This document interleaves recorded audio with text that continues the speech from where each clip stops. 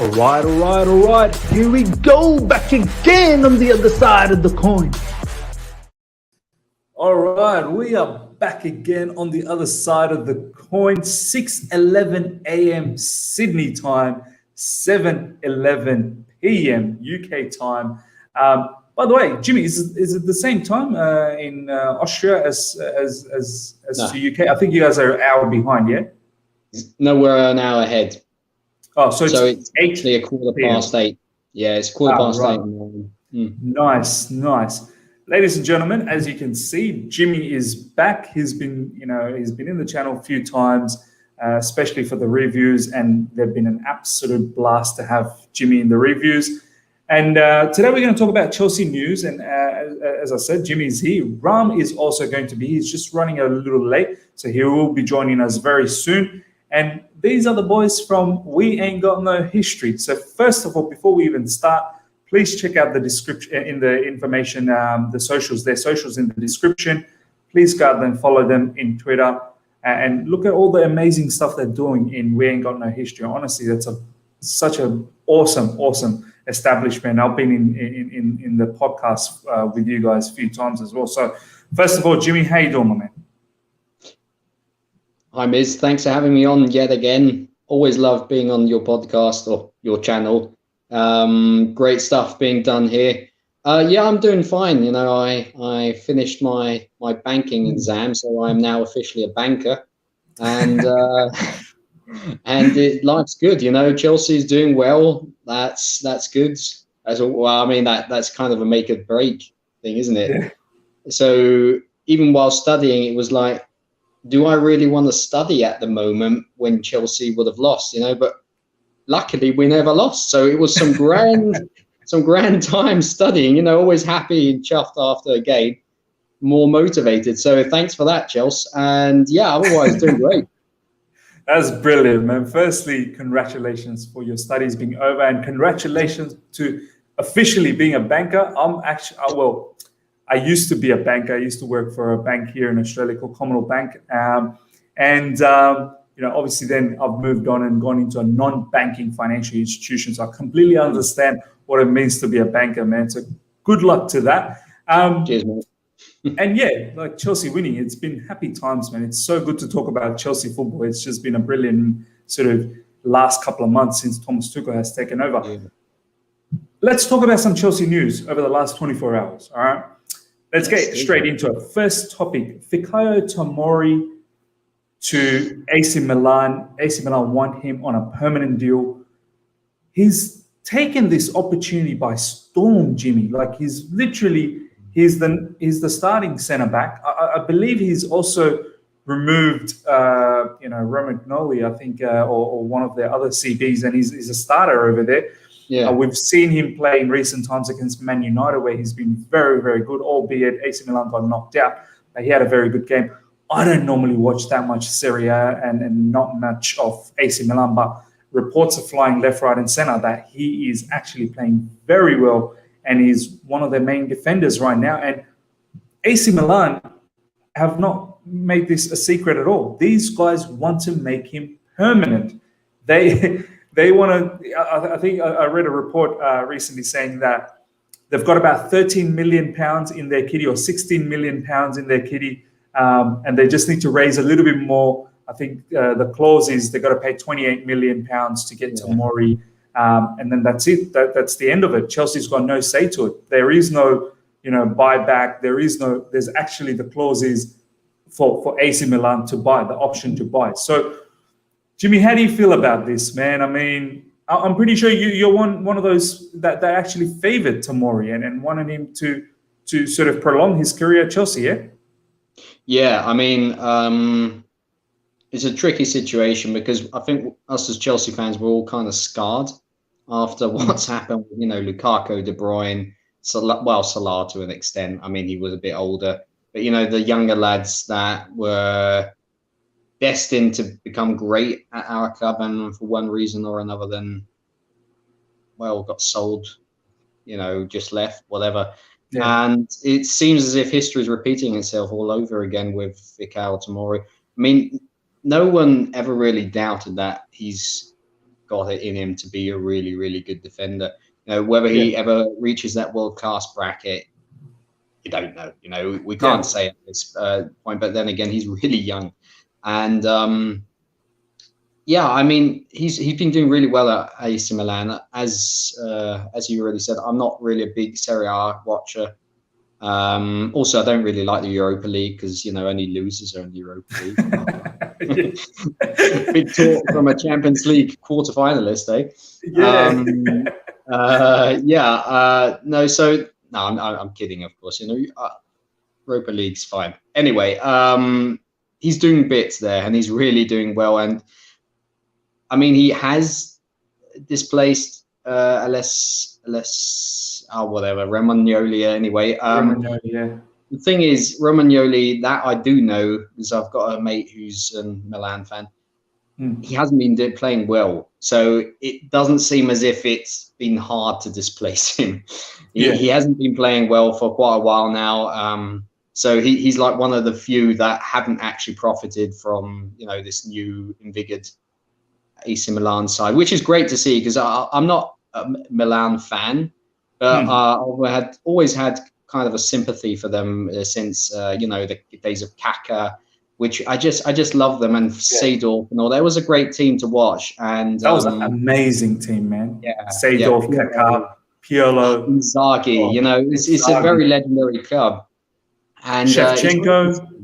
Well, that has a bit of a different connotation for us Chelsea fans, you know, with Shevchenko. I mean, he was a great guy and all that, but that striker curse hit hard.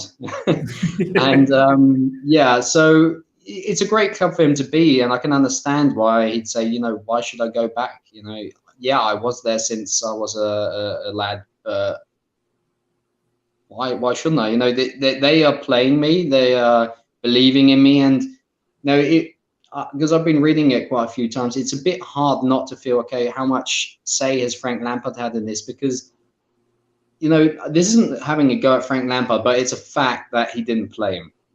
Yeah. Now, why he didn't play him, we don't know. But seemingly, you know, at Milan, they have no problem playing him. You know, he's doing well. Is it his work ethic? I can't imagine that it's just, you know, the Italian weather that's suddenly invigorated him to say, yeah, I want to actually put in the shift. Oh, hello. Beautiful. Hey, Ram, how you doing? Oh, we can't hear you, mate. We can't hear you, Ram. No problems. Take your time, Ram. But yeah, go on, Jimmy. Yeah, so that was a kind of a... I think... Ram? Can we hear you now? From Ram. I know. Still can't hear you, Ram. Okay, while Ram gets it figured out, so just to finish off on Fikayo Tomori, it's definitely a problem that we haven't had the chance to include some kind of a buyback or anything. Maybe there is, we can't say for sure, you know, that the information as of yet is no. So that would be kind of a problem, because no, Thiago Silva's not getting younger. Tony Rudiger, you know, I've been very critical of him on this channel as well, and he has been fantastic since Tuchel's come in. So, you know, credit where credit's due. But he's, you know, already, if I'm not mistaken, 27 or 28. Well, actually, and you know what? There's still question marks around his future. Like, he hasn't. He said himself that he's not committing to a new contract until the end of this season. So, you know, as you've mentioned, Thiago Silva's getting old. He'll probably stay for another season max. Getting old's a bit of a, you know, relative, Miz, because he is already pretty old for a football. Exactly. Rudiger not committed to the future yet. There's rumors about Zuma getting sold. You know, Christensen, how much do we think he's a long-term stayer for us? So, you know, I completely understand what you're saying, Jimmy, in the sense that Tomori could have had a future. Do you know what I mean? Like, and the age was on his side. So, just on that whole Frank Lampard situation, you did mention one of the fact is that Frank didn't use him. Let's be honest, Frank did not use him, right? and that's a fact. And just recently, Fikayo Tomori has sort of come out probably in the last couple of weeks, and he was sort of quoted to say that he simply didn't know why he wasn't getting minutes. He was like, I don't even know where I could have done better, what was going on. And from that perspective, are you a bit surprised at how that whole, because Frank would have obviously known him since Derby days, and he played him, and he was player of the season over there, the time when Frank was the manager. And obviously then he comes to Chelsea, had a fairly good start to last season. Are you surprised how all of that sort of transpired? Well, I mean, it's a bit difficult because I don't want to slander Frank Lampard, because we're past the point, differentiate between the manager as a player, because he's just Frank Lampard for us now. He's a club legend, and I love him to bits, and I'm not going to go too much into that about him personally, but even his most beloved fans will have to admit something went wrong here, because with all due respect, you can't say he's not showing enough in training, he's not showing enough, I don't know, on the pitch, whatever, because everything was going well in the first season. Some breaking point came and he just didn't trust him anymore. This is a fact that Frank Lampard did also have this very stern honor codex, so to speak, where if you did something wrong, you were through with it. And that's Frank Lampard, and that's fine. And I think that's great on a coach. That's very Mourinho-like, right? But we don't know what happened. And Fikayo Tomori doesn't seem like the guy to be, this rebel and partying or anything like that. Yeah. It's very unexpected, and he's doing bits, as said, at AC Milan. So I don't know. Maybe Ram has the info, because if there's anyone who knows anything about our youth products, then it's Ram. Yeah. Well. Right. Are you able to hear me this time? This is perfect. The man is here. Yes. Finally. Ram, what's your thoughts on Tomori? Obviously, AC Milan want to make him permanent. I mean, are you somewhat a bit baffled by what has happened, his scenario at Chelsea, and how he was? I remember Frank saying in a press conference early last season that he's one of the top 2 centre-backs for Chelsea at the moment. And from going from that position to being absolutely phased out to now is going to be a permanent AC Milan. I mean, what happened? Yeah, it's kind of weird, isn't it? Because I mean, at the time when Lampard made that remark, I think Tomori was playing quite well. He had worked himself up to being Chelsea's, among their first 2 choice centre backs, but something's obviously gone down, hasn't it? I mean, maybe we're not privy to all the details, but maybe it's training, maybe it's an attitude thing, maybe it's a combination of that plus the fact that he tended to have brain farts in games. So the situation is what it is. It's resulted in him, basically he needed to play, he wasn't getting the minutes, and Thiago Silva's arrival obviously didn't help matters. But I think if Fikayo Tomori is able to go and start games for AC Milan just off the bat and play really well and impress one of the best defenders of all time, who is it?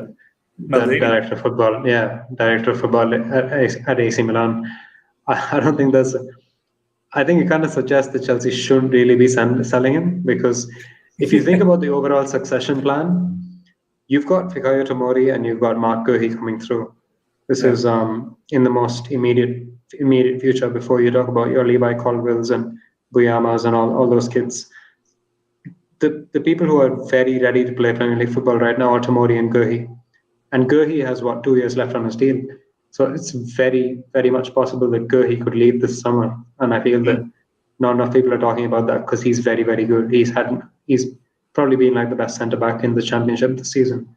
And that doesn't happen very often, that a kid is the best centre-back in the Championship. So I think Tomori is the natural order of things is for him to return and get some minutes next season.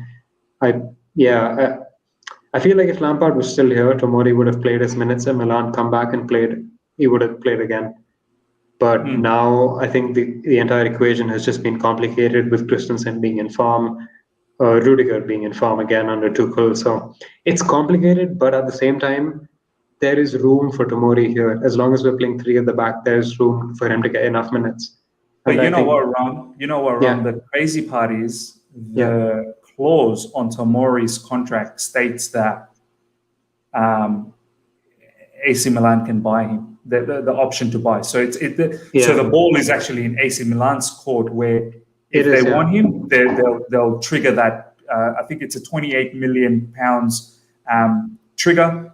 As soon as they put the money down, soon as they put the money down, it's their player. Like we literally we cannot stop that.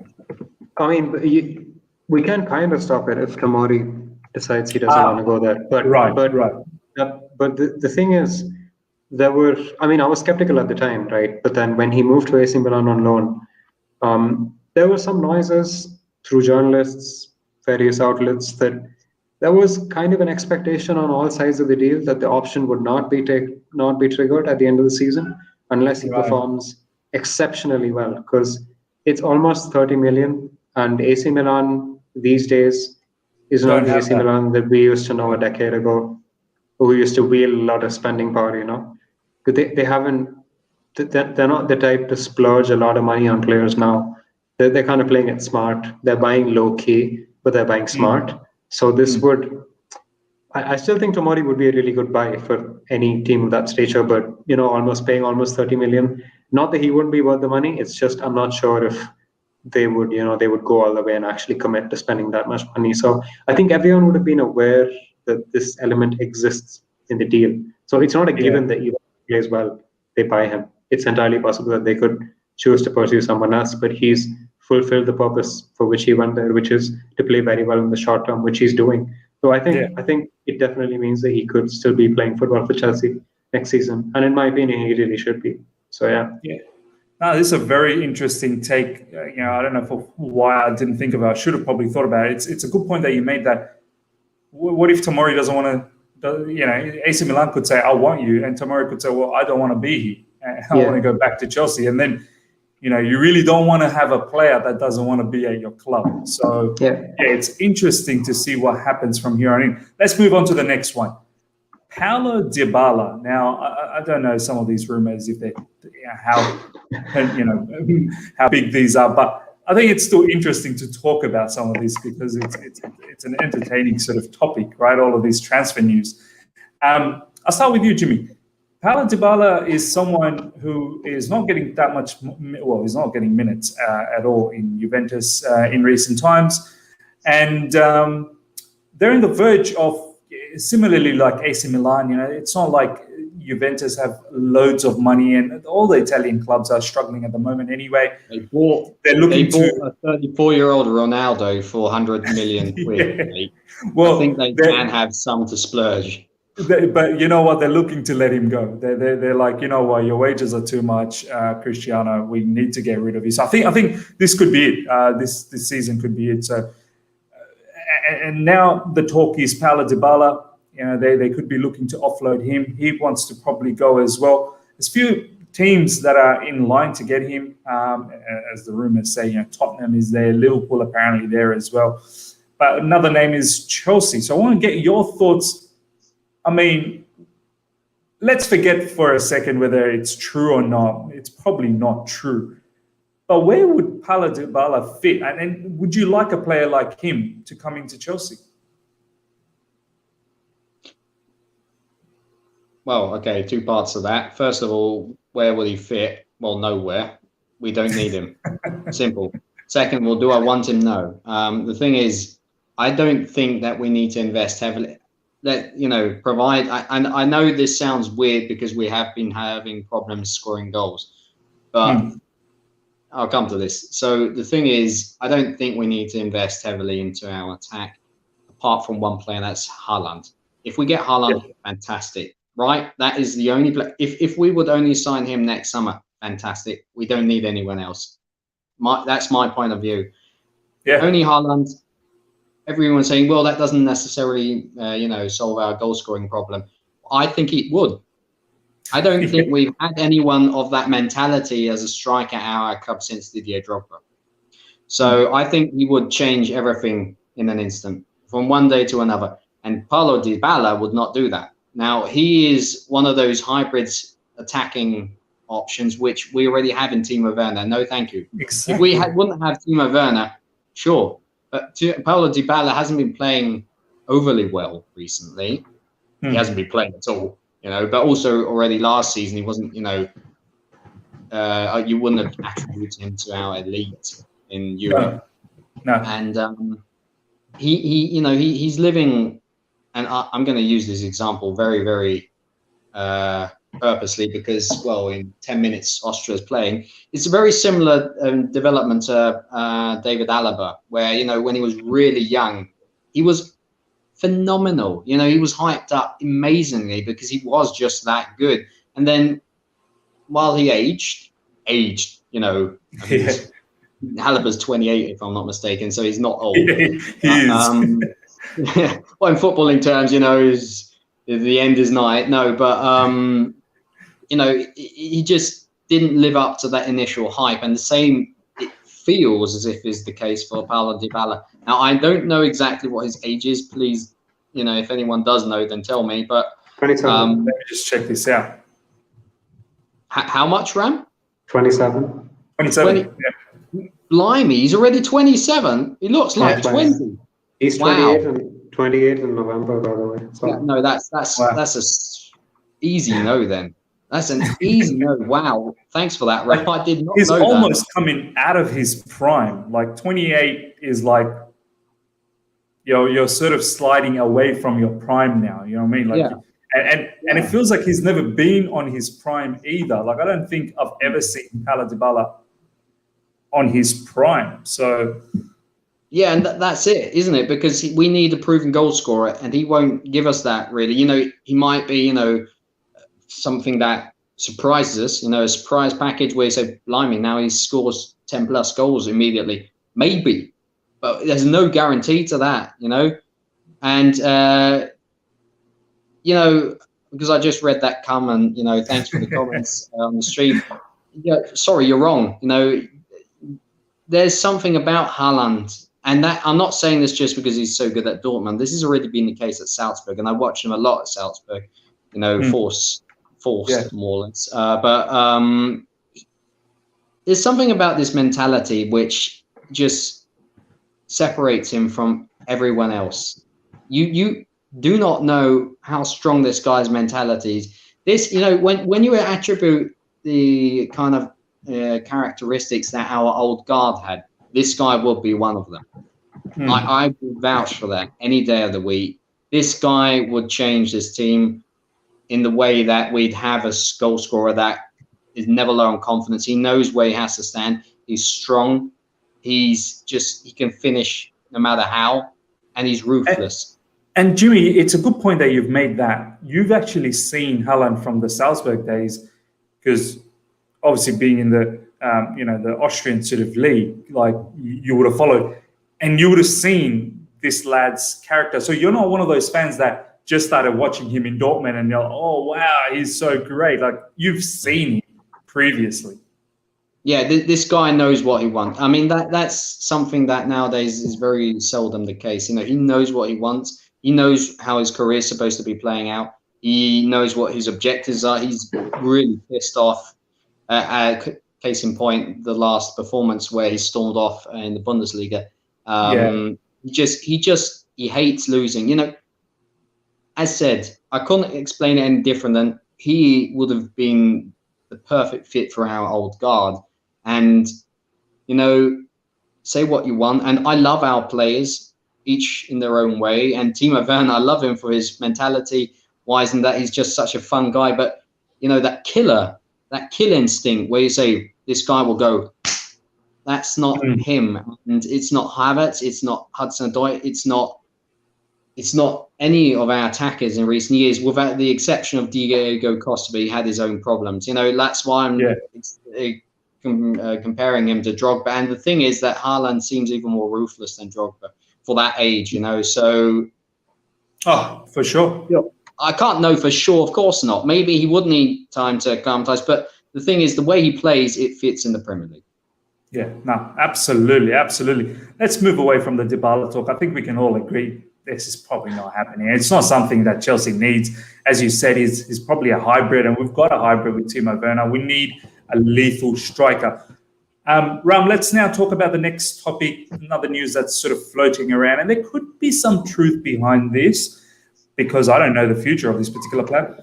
Jorginho to Napoli. Jorginho going back to Napoli. There were some rumours in recent times that perhaps Maurizio Sarri could do a return to Napoli. We all know the connection between those two. Yeah. What I want to hear from you, Ram, a couple of things. One, if Jorginho, look, next season for me, we can't be dilly-dallying around anymore. And I think Thomas Tuchel knows that. We need to start challenging for the title. Whether we win the title or not, that's a separate story, right? But we need to be challenging for the title. We cannot have Man City or any other team just be 20 points in front of us. It's just ridiculous. We can't do that, right? Sure. So having said that, and if Thomas Tuchel stays with the double sixes, is Jorginho a particular double six player, in your opinion, that can aid us to have a title challenge? Or do you feel it may be the opportunity during summer where we may part ways? Yes, he's been doing fantastically well for us during this time frame under Thomas Tuchel, but I think Tuchel at the moment is just doing bits with what he has. But going forward, he may not necessarily want Jorginho, and he may want a different style of a defensive midfielder. So from that perspective, do you buy into this particular rumor at all, Jorginho to Napoli? Yeah, definitely. I don't see why that can't happen. I mean, honestly, I agree with you insofar as Tuchel has come in, and for me, the entire theme of Tuchel's tenure at Chelsea so far has been that of working with limited resources and damage control and pandemic ball, and basically a lot of preservation of assets, relationships. So he's found a system to make it work with a bunch of players, and he's found a system to incorporate all of Jorginho and Alonso and Rudiger, and he's managing Conte's minutes, and basically he's the so-called tailor that Antonio Conte proclaimed himself to be when he came here. But as you say, things might change in the summer, and he may. So let's assume that he wants the same type of midfield makeup, which is the double six. I don't think that playing Jorginho in every game is going to take us there, to be honest. And I don't think this is a very unpopular opinion either. So what I'd say is either replace Jorginho with Ampadu or replace him with Gilmour. And if Jorginho was a squad player, for example, if he came in with rotation minutes, and we had a strong six or whatever, or if we had a fit Conte and Kovacic playing in midfield every game, fine, I'd take that. I could see us at least challenging for top two with that kind of midfield and that system. But that would mean Jorginho is a squad player, and that I think Lampard's time here has proved that Jorginho doesn't take to being a squad player very well. Given his previous stature in the team. So I think at this point it just makes a lot of sense to move him back to a system that suits him a lot better in Napoli, to a manager that likes him a lot better.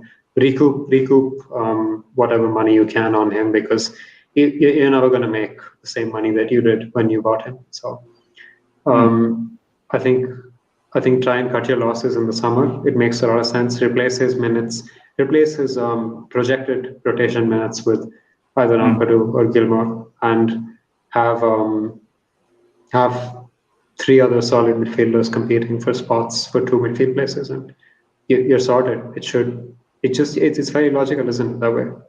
Yeah, no, it completely makes sense. I mean, I wasn't a massive favorite of Kante and Kovacic. I just felt that they just don't have that chemistry, because they both tend to bomb up, and they both leave the centre backs isolated. But this three at the back kind of, and the way Thomas Tuchel sort of manages it, it's very, very layered sort of management that if one does sort of bomb up, then you've got the three that are very compact and they're able to manage it. And then you've got the wing back sometimes dropping and covering for that. So in recent times, we've seen Kante and Kovacic actually work really well. So, Atletico Madrid, they worked really well. And then in recent times, a few other games that they've actually worked really well. Jimmy, from your perspective, I mean, would you be open to that kind of stuff, I suppose, to let go of Jorginho?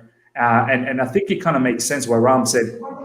If Jorginho is going to be reserved into a rotational kind of player, we might as well give those minutes to Billy Gilmore or Ampadu if he was to come back. I mean, does that make sense to you yet? No.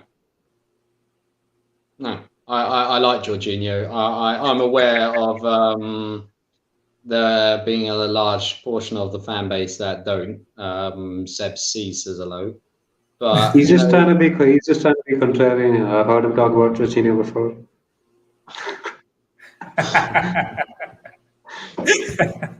Look, the thing is, I think people underestimate what Jorginho brings to this team, and I'm not going to go into detail about it because there's no point. It seems with Jorginho, it's like Jorginho is the Marmite of Chelsea Football Club. Either you like him or you don't. So, if you don't, well, fine, okay. I just think he brings a lot to this team, and as rotation plays a big part in Thomas Tuchel's system,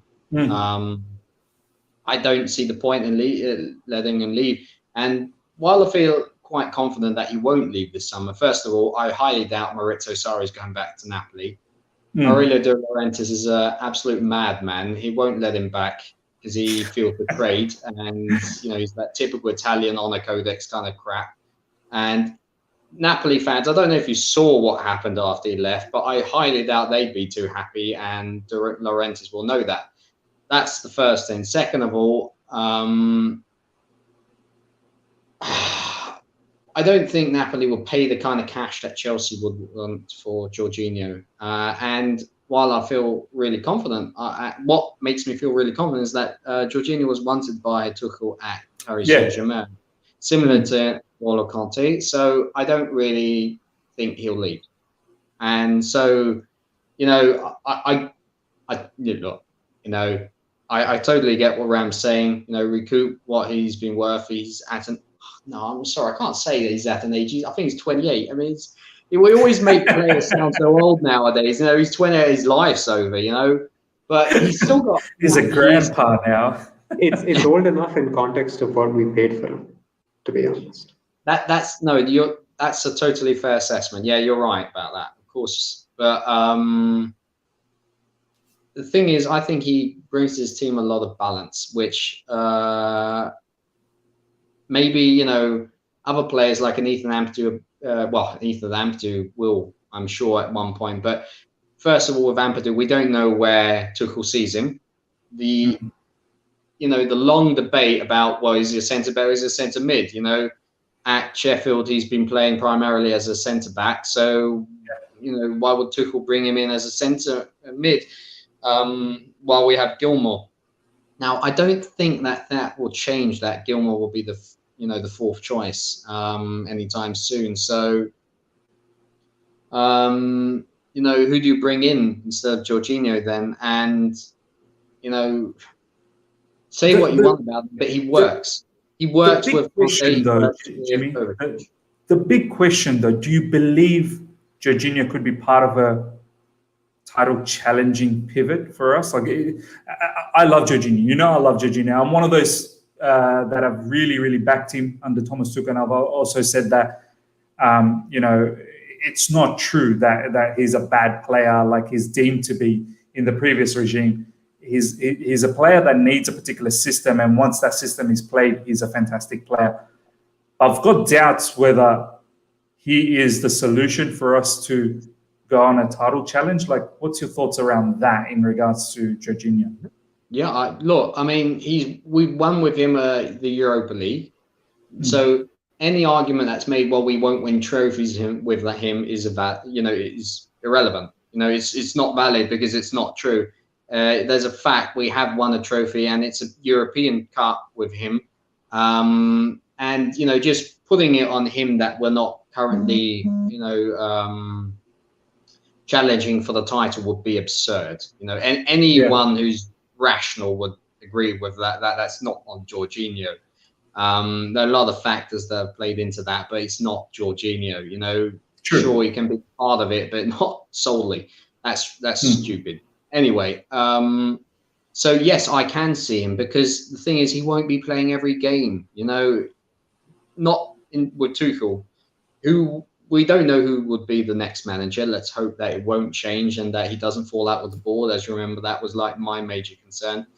Maybe he's developed, and so yeah, he will need Jorginho. Jorginho, we're always crying out for leaders in this team, and yes, I know he gets spun sometimes, and he's not the quickest and all that when tracking back, but you can't press him. That's already a good thing, and he shouts and barks orders. You know, you need your generals on the field, or your lieutenants, actually. Sorry, generals. Tuchel taking that analogy there. You need your lieutenants on the field to bark out orders. And the guy was a day at Chelsea Football Club when Sarri took over, and he was barking orders. You know, people, of course, you know, he was trying to get the help the players get used to the system. But Jorginho just has an eagle's, you know, a bird's view of things on the field, which is quite unique. And he just knows where people are supposed to stand. And, you know, especially with such a young squad that we have, don't rip out one of the experienced players. We don't have any leaders as it is. It makes no sense. You know, we've finally got something in Thiago Silva. We've got him. We've got, well, it's Tony Rudiger. You know, as long as he plays as he is, then yes, into that equation. Olivier Giroud's going to leave, so you know, he's one of those last figures that really has a say and gives, you know, and this we can see. You know, the players, especially our young crop, react well when giving orders, either, you know, occasionally or constantly from the sideline, like Tuchel does. So I don't think it would do this team well to take him out of our current, you know, our current squad. No, it's good. I love it. You've got one side where Ram was saying, you know, what kind of makes sense, and we've got another side from Jimmy saying why it kind of doesn't make sense. And for me, the way I look at it is, look, I'm in a position where I trust Thomas Tuchel in what he's doing. The man is doing some madness at the moment. So whether he keeps him, I trust him. If he gets rid of him and he's got other ideas as to how he wants to sort of make that 6 look next season, whether he wants, you know, who knows, maybe he moves away from the 6 and he goes back to the traditional 4 and he wants a lone DM. And we know Jorginho has played in a lone sort of position under Sarri. But it was, you know, known as the register, and we don't know exactly how Thomas Tuchel would want that particular position to be. But so far, what we do know is Tuchel wants to keep possession. He does like possession. It's the way he wants to play football. So it's a watch this space kind of scenario. But I think it's interesting to see both sides of the story, the other side of the coin, I suppose, just to throw it out there. Let's now talk about Malang Sarr. I'll go to Ram as well again this time. First up, Ram, Malang Sarr is eligible to play for Porto against Chelsea in the Champions League. And this sort of has become a bit of an interesting topic in my mind, in the sense that I think Malang Sarr will go out there and really would like to perform his best against his parent club to showcase the fact that you need me. You would want me to be in your team. So I'm just having a scenario in my head where, God forbid, he does well, Porto does well, and they're able to knock us out. You know, then what happens? I mean, do we start looking at this particular player? Because in my mind, I always thought Malang Sarr is he's a good business deal. We bought him for X amount of money, loaned him out to Porto. Hopefully he does well. He's been doing okay-ish. I've heard recently that he's not a regular starter at Porto, but he has been getting minutes. You know, he's done pretty well against Juventus. I saw that particular match. Yeah, well, how do you feel about him playing against us? And how would you feel when he puts those crunching tackles on Timo Werner or Kai Havertz or Hakim Ziyech or Mason Mount? How would you feel at that point? Yeah, listen, I would treat him exactly the same as any opposition player because I have developed no association towards Malang Sarr since he signed for Chelsea. It's been the same as Michael Hector joining us on loan and then going to Reading or something. I had more affinity towards Michael Hector, by the way, for let the record state that. But I mean, I'm not overly bothered about Malang Sarr because I don't think he'll ever play for Chelsea. I hope I'm not made to look stupid eventually, but I just think it's pointless when we have Tomori with us at the moment, and if not Tomori, then we have Guehi. I just don't see any reason for us to play Malang Sarr ahead of either of these players. I feel as if they went to Porto, they would do similarly. And I also feel as if Malang Sarr's general career trajectory was kind of plateauing at Nice anyway. And the fact that he went to Porto was, apart from the Champions League football, I mean, it was a bit of a sidestep at best. Although the Champions League football is obviously plus. So if Porto somehow managed to knock us out somehow, then I still doubt that it will be the factor that swings Chelsea to bring Malang Sarr back and play him. But it would be good for him, I guess. And I'll probably swear at him if he ever injures Mason Mount or whatever someone else. So yeah, I mean, whatever happens will happen. But then this is my take on the situation. I still feel as if he's very much just a business prospect and one that Chelsea can flip for profit. And I just don't think that he's that much better than Guehi or Tomori right now. Imagine the headline. Imagine the headline though, Ram, if he puts on a masterclass and somehow, I think the first leg's at Porto. I believe the first leg's at Porto. Yeah. I'm, as I said, God forbid, I don't want them to take anything out of this. But imagine he puts on a masterclass and they get a 1-0 victory, and he's the one who's sort of defended his heart out and he kept Chelsea at the bay. I mean, you can imagine the headlines that's going to come out of that. And surely we've seen many times before where anyone that's performed well against us, Chelsea straight away has some sort of interest, and knowing that he's our player. Knowing he's our player. No, don't say the W word. Don't say the W word. Come on.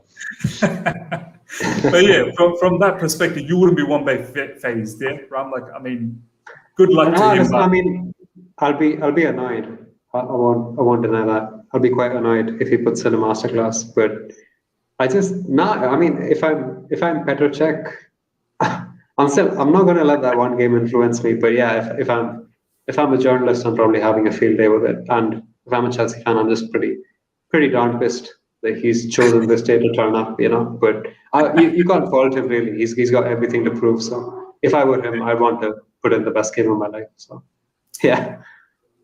Jimmy, from your side, if he was to put on a masterclass for argument's sake, are you going to be one of those fans? Oh, I told you so. We needed that kind of player. Because you know what the crazy part is, Jimmy? Every now and then when I talk about CVs, and as Ram said, Tomori, Guehi, and those are the names that come to my mind, right? I think about future. So many come up in the mentions and start saying Malang Sarr. And I'm like, I feel like saying to them, do you even watch him? Like, do you watch the Portuguese league?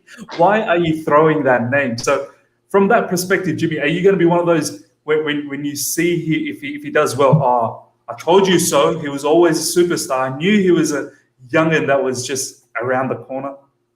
No, because I'm not a 15-year-old virgin on Twitter. That's the problem with football Twitter. Now, the virgin part I could have left out. Before he says anything, I just want to point out that before Jimmy says anything, I just want to point out that when Mason Mount played well for Derby County against us, no one said we should totally start this kid and make him captain. I just want to say that. Now proceed. Good point. No, look, I mean, first of all, how could any one of us expect him to play bad or poorly against his parent club, then the other side of the coin, pun intended, would be, well, that's not very professional of him. He played poorly. Was that because he didn't want to, enrage his parent club?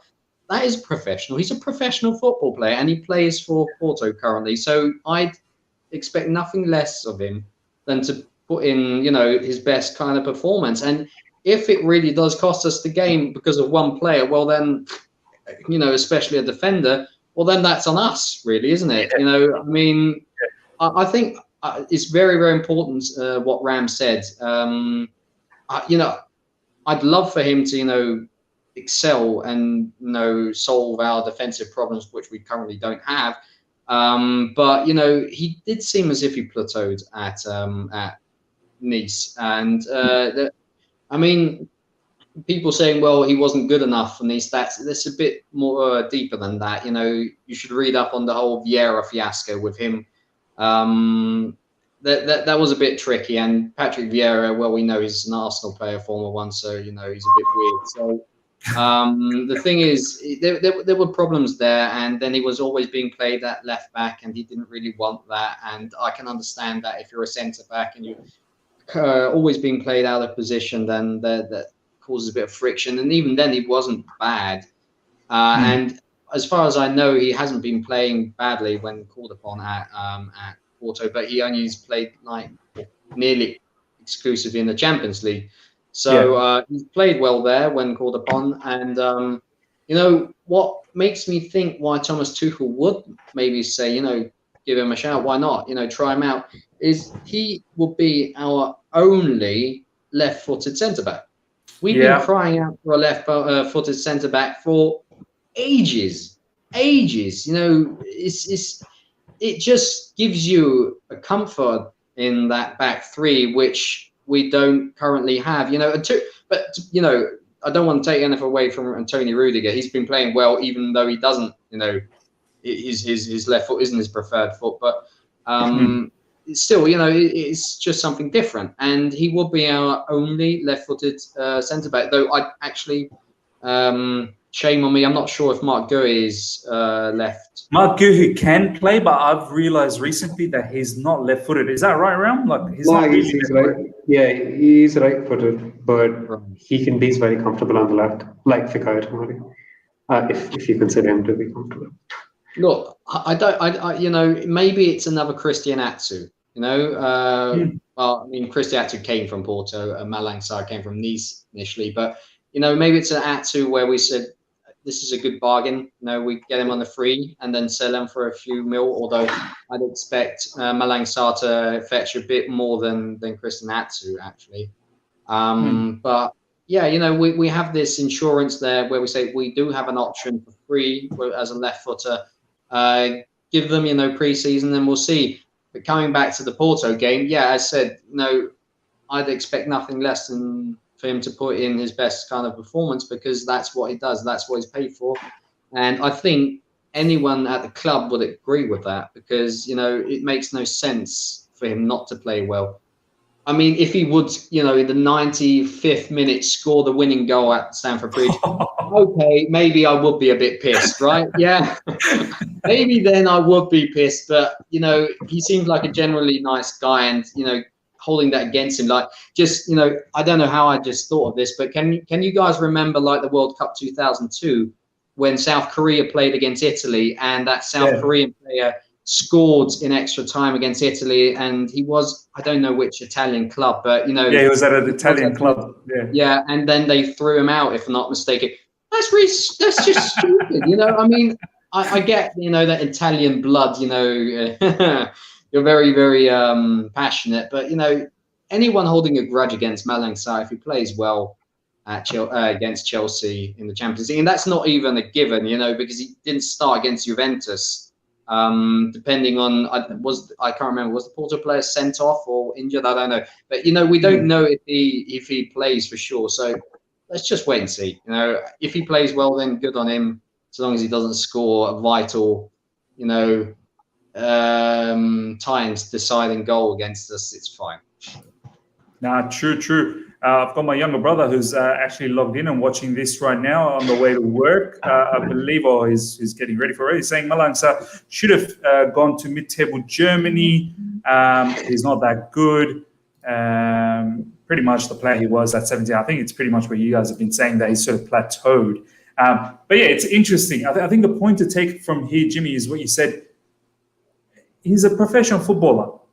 You know, you expect him to play well. And if he doesn't play well for the sense that, because it's my parent club, well, that's a bit stupid, isn't it? Like, you're a professional footballer. You're not at Porto. You're doing the services for them. You got to do what you got to do. So, and as Ram said as well, that even if he does well, Chelsea shouldn't. As Ram said, that Mount did well against us when he was playing for Derby, and we didn't turn around and say, "Oh, he definitely needs to come back and he needs to start for us and whatnot." So, yeah, good luck to Malang Sarr. Good luck to Porto. But at the end of the day, I hope we go through and we move into the semi-finals of the Champions League. Let's now move on to the final topic of this Chelsea news. I'll start with you, Jimmy, on this one, and we'll go to Ram next.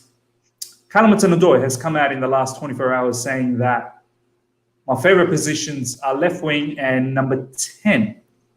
He didn't mention anything about right wing back. And I want to sort of talk about this situation where obviously Thomas Tuchel, it was very much a surprise for a lot of us seeing Callum Hudson-Odoi playing in the right wing back spot, but more really to overload the right side so he can have the one-on-one sort of scenarios, and pretty much played as a right winger, to be honest. But in recent times, I've not really enjoyed him playing as a right wing back. I've more enjoyed him playing. There was one time where he played on the left side. I don't exactly remember which particular team it was. A couple of times he played as an inside forward. From your perspective, in this formation that we're playing, what is Callum's best position? Is it the right wing back, or he should just move back to the left sort of inside forward role? I think it depends on the opposition, because Reece James is a right back. Let's get things straight, and he has improved slightly as a right wing back, but Callum Hudson-Odoi just gives you that option of overloading the right flank, which is pretty neat. And he hasn't been taking on players one-on-one as much as you'd like him to in recent times. But yeah, I mean, goes without saying, he's not wrong, is he? I mean, he does play at his best on the left wing. The problem is Christian Pulisic, the same applies to him. So it's very contested, that position. But, you know, him cutting in, that's where he excels. And, yeah, I don't get why he talks about a 10. You know, if there's anyone who will be playing as a 10, then it will be Kai Havertz or Mason Mount. So that's not really a debate anyway. Nice that he says it, but doesn't really matter, irrelevant. So, you know, on the left, I agree. Left wing is his best position. It just depends whether him or Pulisic is better informed, really. If not, well, then Callum Hudson-Odoi plays on the right wing, or as right wing back against this or that opposition, whatever Tuchel deems appropriate. The crazy part is, Jimmy, there seems to be a progression now where Kai Havertz is playing as a false nine, so he's more of a, you know, the figurehead up top. And we've seen a lot of Timo Werner playing on the left side, left inside forward. So not only Pulisic is a competition, a strong competitor is Timo Werner as well. So, you know, from that perspective, like, it's very difficult for him to find those minutes, and his probably best shout to get minutes is in the right wing-back position, because let's face it, I mean, Reece James, as you said, his best position is right back, and probably in this formation still should be as a right centre-back. At the moment, obviously, Azpilicueta's come in and, you know, he's the captain.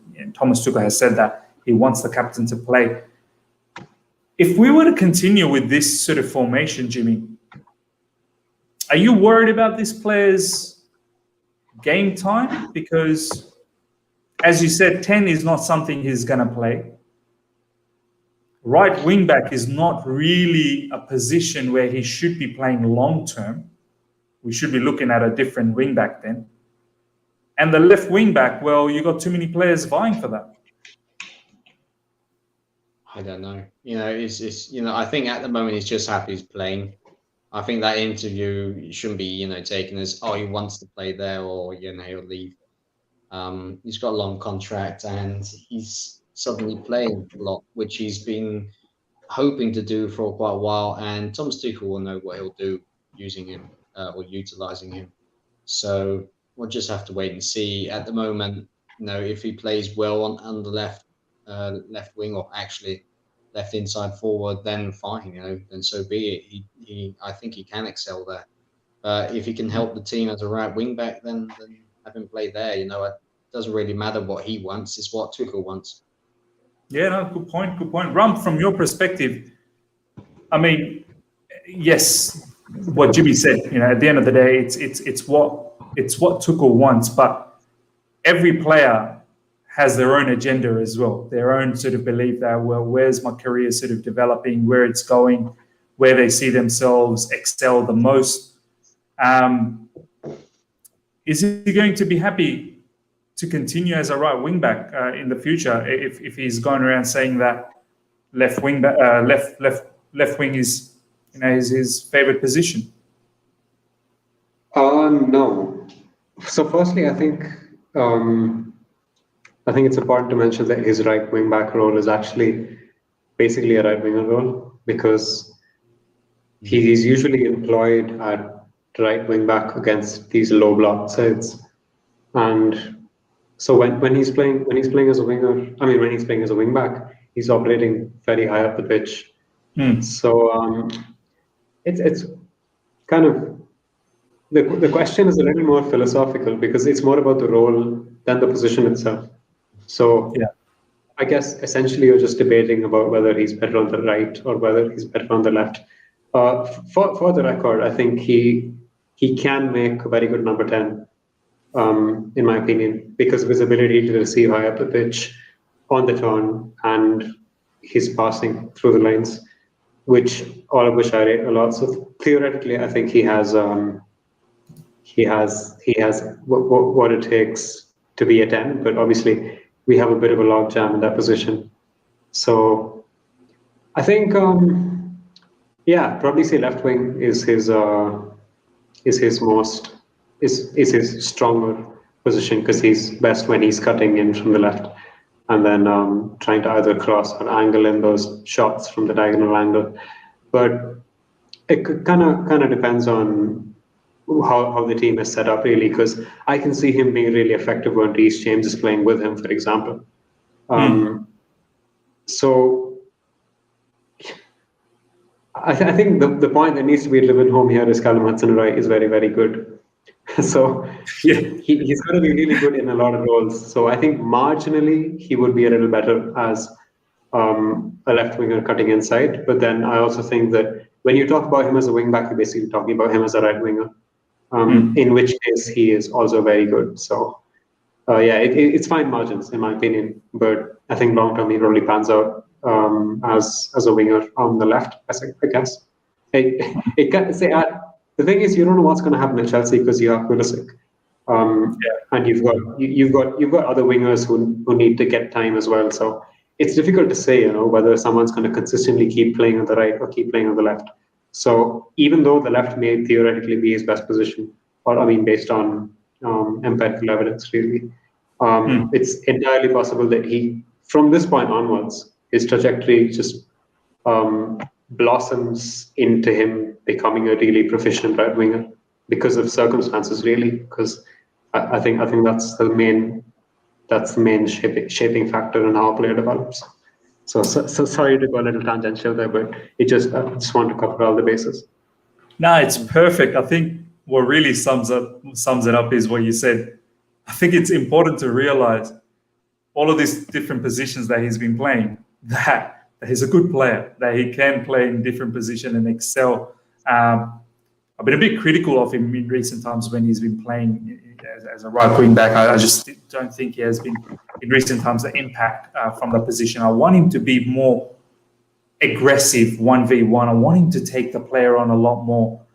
In recent times, he's missed out on some opportunities where he's too static. He's not making those runs where players are looking to put the ball behind the defenders, and he's too static. He's not going through. And of course, when he does get inside the box, the finishing needs to get a lot better. But all of this will improve. And it's interesting what you said, Ram, that at the end of the day, he's good in many different positions. Yes, his favorite is left wing, but it's fantastic to see him play many different areas. And the whole right wing backs stuff that you said, Ram, is so true. He's not a traditional right wing back. He's someone who's playing more of a right winger because he stays so high up the pitch. So yeah, very, very well said. Guys, we've covered a lot of different news over the last 24 hours. International fixtures, it's so boring. It's so boring. There's not much to really talk about, and we're really just, the 21's lost again. Yeah. Aidan Boothroyd is not a very good manager. So yeah. So we really just picking and plugging any sort of news that's popping out to just have some sort of conversation. But guys, honestly, it's been a really nice, calming conversation I've had, and I can't wait to have you guys again. And hopefully next time we're back here, we're talking about a particular match. I know Jimmy's interested to do a watch along for the West Brom match, and maybe after the match we can do a post review, have Ram again as well. I think that those sort of conversations will be, far more sort of juicy to talk about what's going on. But before we go, some final thoughts from you, Jimmy. What's happening? What are some of the things that you guys are up to in We Ain't Got No History? Tell us a little bit about that. Ram, do you want to go first? I think. So in India, we really respect people who are older than us. So they should go first. Senior citizen, Jimmy, let's do it. So the thing is, as already said at the start of the stream, I've had a lot on my plate recently, so we haven't had the chance, for example, to record our podcast as much as we would have liked. I know that Ram also had a lot of things to do with his uni applications and so on. And or am I wrong there? Maybe no, you're not. Yeah, you're not wrong. Yeah, it was literally that. Yeah. Yeah. So that hasn't been as prevalently the case as we would have liked. But I'm free now. It's only been like a day, so I haven't gotten to talk with Ram about now that we're gonna, record frequently again. But I'm sure we will. Writing wise, things have changed in recent times as I have a full-time job now, and one wants to write about this and that, but it's easy to just cover it in a podcast. And We Ain't Got No History, thankfully, it gives us the chance to do exactly that, and we're very grateful SB Nation for that opportunity, and to David, who's our chief editor at the blog. I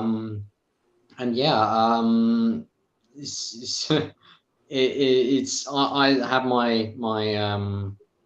my scheduled piece every time in our predicted lineup. That's something that I still try to do every time, because it's always fun to see what the community, and it's football Twitter is a very toxic place at times, but I can only assure you that the We Ain't Got No History community, which is humongous, it's like one of the biggest. It's huge. It's huge. Huge amount of views. You should make a username there. I mean, you should make an account there. You what? You should make an account there. I'm just doing some lobbying for We Ain't Got No History. Don't mind me. Yeah. I'll probably will. Yeah. That's absolutely the case. I know that Nini once had an account on our platform. Haven't seen him for a while, but he's exploded since then. So well, not him, his channel.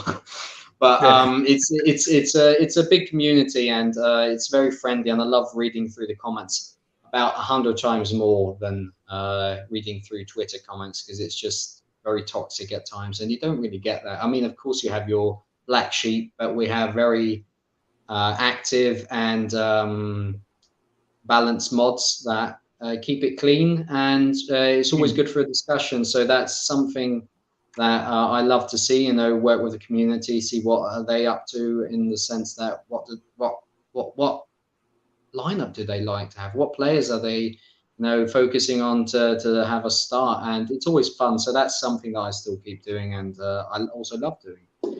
But yeah, sure, I would love writing more than I am now. But I think I'm not speaking for myself, only for myself here, Ram. I always loved Ram's loan reports, but seemingly they've dried up a bit in recent times. I must say that I love your writing, Jimmy. I've read a couple of your articles previously, and I've always enjoyed it, and I've said that to you as well. And I love the stuff that you guys do with your podcast. It's so laid back, and I remember the last one I had with you guys. I don't know whether is that the last one that you guys ever did? Like after that, that is the last one. Yeah. Wow, that was probably maybe a couple of months ago. And honestly, after I finished that, come on, mate, it's been weeks. Let's say weeks. Just say weeks. But you know what? I remember coming out of that podcast, and I was like, wow, that was such a nice conversation. Like, it was so laid back, just three guys just having a talk. Do you know what I mean? Like, I would just picture that, just hanging out, and we're just at a pub or whatever, having a meal, and we're just sitting down and talking.